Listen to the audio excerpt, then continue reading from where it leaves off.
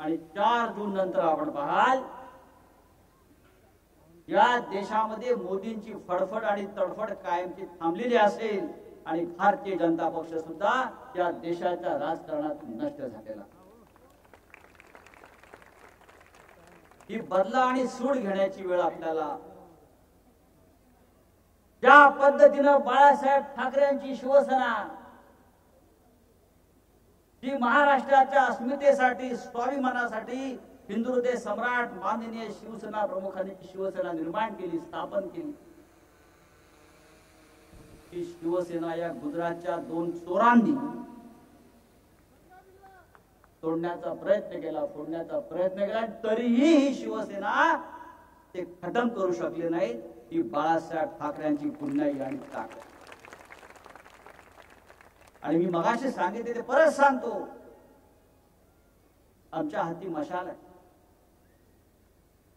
आणि प्रभू श्रीराम सुद्धा एका हातात धनुष्य आणि एका हातात मशाल घेऊन उभा आहे. लक्षात घ्या, तुम्ही धनुष्यही नष्ट करू शकणार नाहीत आणि आमची मशाल सुद्धा विझवू शकणार नाही.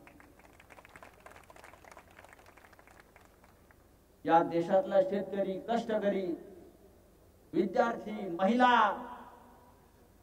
प्रत्येक जण गेल्या 10 वर्षामध्ये मोदींच्या राज्यामध्ये कधी सुखी झालेला आम्ही पाहिलं. त्यांनी काय सांगितलं मग काल मोदींनी?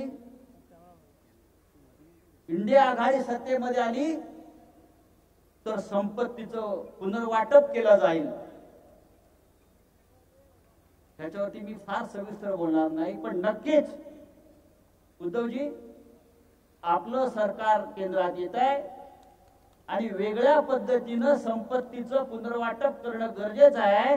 गेल्या 10 वर्षात हा देश मोदी आणि शहा आणि त्यांच्या लोकांनी जो लुटला आणि मुठभर धनिकांची संपत्ती वाढवली, त्या सगळ्यांची संपत्ती जप्त करून ती संपत्ती या आपल्या गोरगरिबांमध्ये वाटायला हवी. अशा प्रकारचं संपत्तीचं पुनर्वाटप आपण केलं पाहिजे.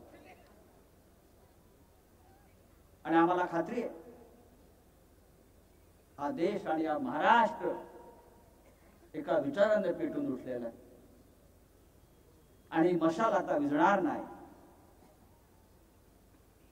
ठाण्यामध्ये तर लूटमार करणारी गोल्डन गँगच आहे राजनजी. या गोल्डन गँगच्या विरुद्ध आपण लढतो. ठाण्यातली गोल्डन गँग आता मंत्रालयात बसली, वर्षा बंगल्यावर बसली आणि महाराष्ट्र लुटण्याचं काम चालू आहे.